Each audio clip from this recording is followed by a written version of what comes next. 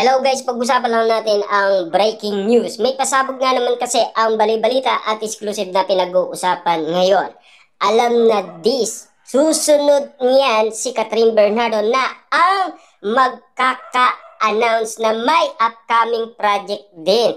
Later on, ma-reveal na sila pala together ang magkasama sa project. Yan kasi ang mga pinag-uusapan. Dahil alam niyo naman siguro ang pinag-uusapan, malakas daw sina Daniel Padilla at Catherine Bernardo sa ABS-CBN. Siyempre, big star nga naman kasi. Yan ang inala ng karamihan. Lalong-lalo na kasi inaawakan sila ng ABS-CBN at siyempre hindi sila pababayaan ng ABS-CBN na hindi magkaroon ng project. Kaya nga naman kasi nagsagawa ng paraan ang ABS-CBN na throwback movie kung ano man ang masasabi ng maraming tao sa pagbabalik ni Catherine Bernardo at Daniel Padilla. Kung payag ba silang magkaroon muli ng Katniel. Siyempre, ayon kasi sa karamihan, miss na daw nila sina Catherine Bernardo at Daniel Padilla. Miss na daw nila ang Katniel kasi magdadalawang taon na kasi ang iwalayan. Ang iba kasi nasanay na tawagin sina Catherine Bernardo at Daniel Padilla sa kanilang pangalan, hindi na Katniel. Kasi chapter close na. Yan kasi ang napag-usapan last 2023. Pero ngayon, nag-iingay ang promotion ng Katniel nang dahil sa mga prediction na iniisip ng karamihan. Pero nalaman din natin yan dahil ayon sa bali-balita sa kanilang solid source, nalaman daw na merong pinag-uusapan na project sina Daniel Padilla at Catherine Bernardo. Diba alam niyo naman siguro kung bakit muling kinausap ni Daniel Padilla si Catherine Bernardo? Kasi balak ni Daniel Padilla makagawa ng movie kasama si Catherine Bernardo after daw ng Hello Love Again.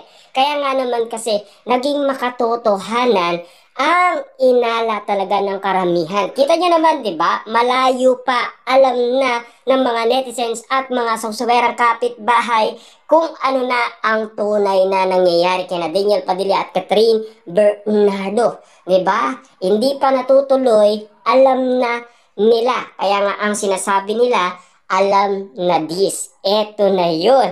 Eto na, nag-iingay na daw sina Daniel Padilla at Catherine Bernardo dahil super lakas nila sa ABS-CBN. Nagsimula yan noong pinag-uusapan ang Christmas special at nagkatuloy-tuloy na pinag-uusapan sila Daniel Padilla at Catherine Bernardo.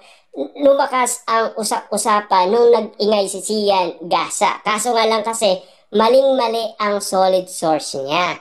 Kasi ang akala kasi ng solid source niya, nagkasama sina Daniel Padilla at Catherine Bernardo, nagkausap, ang hindi niya alam, project yung pinag-uusapan nila dahil yun ang kagustuhan ni Daniel Padilla. At pumayag naman kasi si Catherine Bernardo dahil nagkaayos sila dahil sa malapit nilang kaibigan. Kita niyo naman, nagkaroon sila ng commitment sa isa't isa.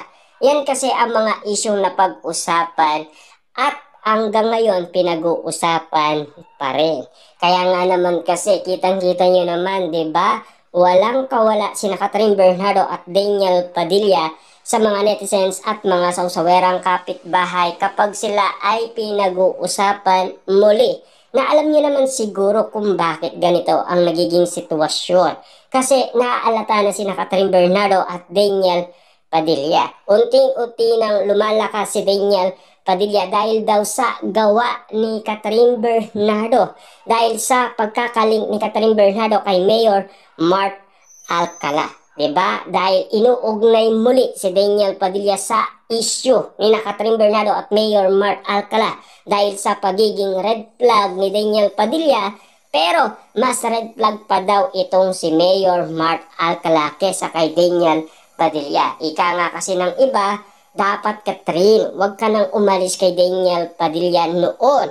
Na alam naman, mas red flag pa daw itong si Mayor Mark Alcala. Bukod daw sa pagiging cheater, sabongero pa. At kung ano-ano pa ang sinasabi umano kay Mayor Mark Alcala. Dahil sa mga isyong yan, unti-unting lumilinaw sa mga mata ng karamihan na mas mabuting tao daw si Daniel Padilla kesa kay Catherine Bernardo.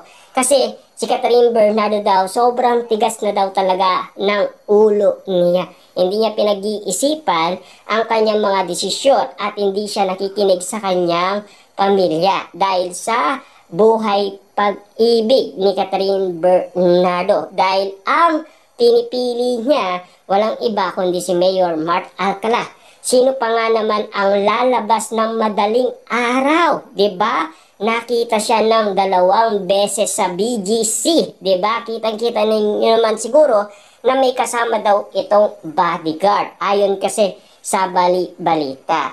Alam niyo naman siguro, talagang pinag-uusapan na si Mayor Mark Alcala madalas daw sa BGC na talagang hindi nating maipaywatig kung ano talaga ang gusto ni Catherine Bernardo. Kaya nga naman kasi ang sinasabi ng iba, kawawang Catherine Bernardo, mas pinili niya si Mayor Mark Alcala kesa sa balikan itong si Daniel Padilla. Pero wala pa naman na resibo at ebidensya na nalalaman ang iba't ibang mga tao patungkol umano kina Mayor Mark Alcala at Catherine Bernardo. Yung alam pa lang ng karamihan, yung kay Mami Min Bernardo na follow at unfollow, yung kay Trina, lalong-lalo na yung kay sister ni Mayor Mark Alcala at yung BFF ni Catherine Bernardo at yung BFF ni Catherine Bernardo na merong jowa at yun ay alam din ng karamihan.